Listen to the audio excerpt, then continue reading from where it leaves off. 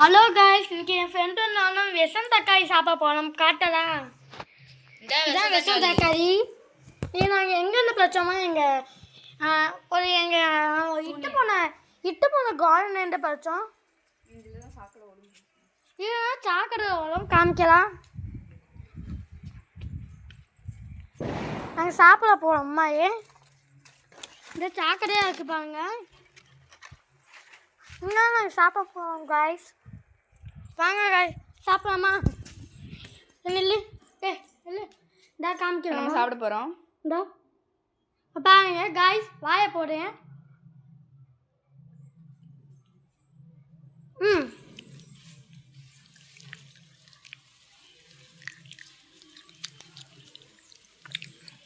முடிஞ்சாச்சு.